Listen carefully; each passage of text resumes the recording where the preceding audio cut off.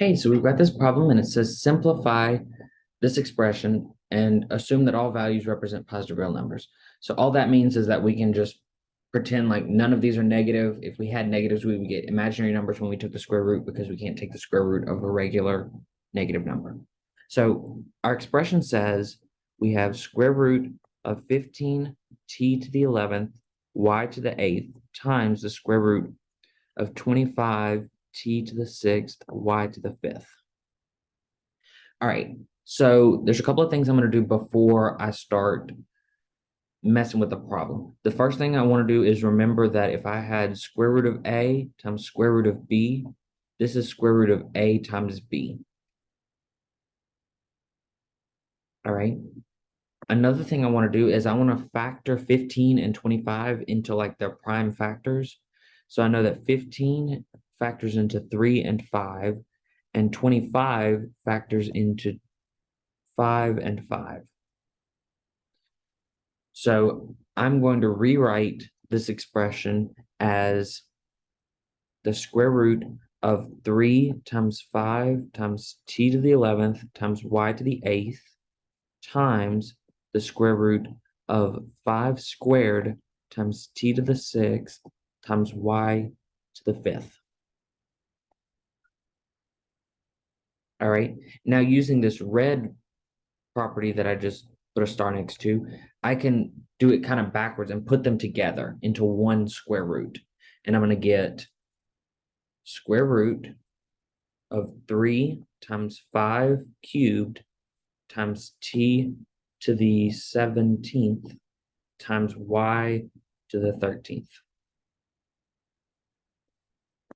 Because another property of exponents is that if I have a to the b times a to the c, this gives me a to the b plus c.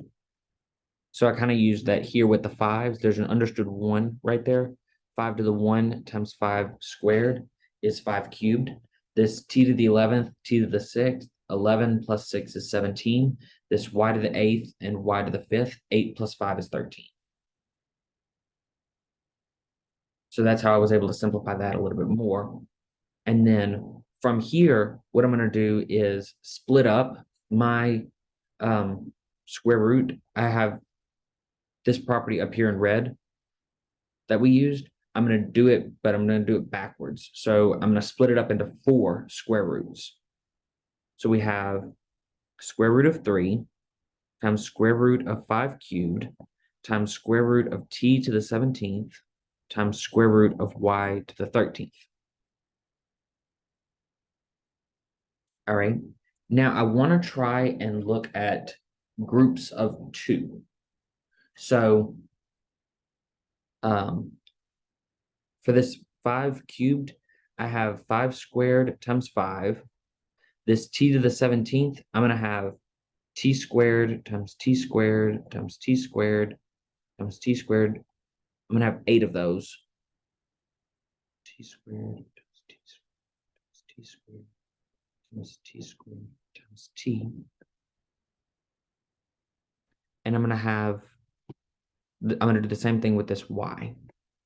I'm going to have y squared times y squared times y squared times y squared times y squared times y squared times y.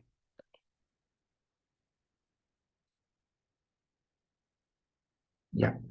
All right. And I'm doing this because I'm going to try and have the square root of stuff squared so that they cancel out. And I'm just left with the t. That's the whole goal that I'm trying to do right now.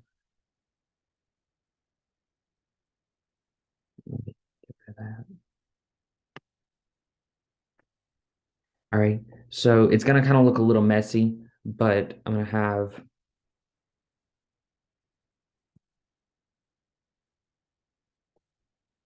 I can change my colors real quick.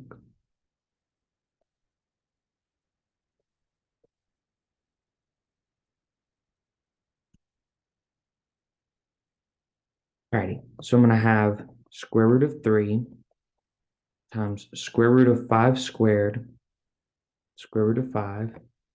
And for each of these, I'm going to have a square root of t squared, but I'm going to have 8 of them. And instead of writing out all 8 of them, we have that square root of t squared is just going to be t. So whenever I split up my square root over all of these, I'm going to get 8 t's. I'm going to have times t, times t, times t, times t. I'm going to have 8 of them. All right.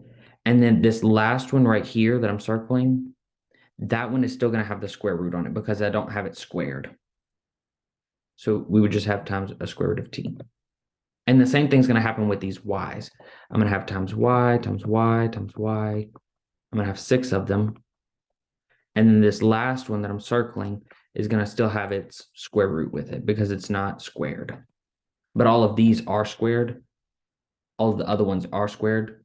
So the square root and the square kind of cancel each other out. All right. So kind of going from here, I have square root of 3. Square root of 5 squared is just going to be 5. Square root of 5. I have 8 of these t's, and I'm multiplying them together. So I'm going to have t to the 8th on the square root of t. And these y's, there's 6 of them. So I'm going to have y to the 6th on the square root of y. And then from here, I'm just going to kind of group stuff together. I'm going to put this 5, t to the 8th, and y to the 6th in front. So I'm going to have 5, t to the 8th, y to the 6th. And then I'm going to put these square roots over here. I'm going to have square root of 3, square root of 5, square root of t, square root of y. And then I can use the property again that says square root of a times square root of b is equal to square root of a times b. I can use that property again and put all these 4 square roots together into one square root. So I'm going to get 5 t to the 8th, y to the 6th, and the square root of 3 times 5 t y. Kind of a big square root. And then that would be my final answer. I could rewrite this 3 times 5. So we would have 5 t to the 8th, y to the 6th, square root of 15 times ty. And that would be my final answer right there. So the main part of this problem was looking at, I could zoom out just a little bit. We started with the expression that they gave us, and then we used the property that we can split up square roots and we could put them back together. So we put these together, and then we were able to like cancel out the squares and the square roots. And then we had 8 of these t's because we grouped them by 2's so that we could cancel them out with the square roots. And that's how we got our final answer.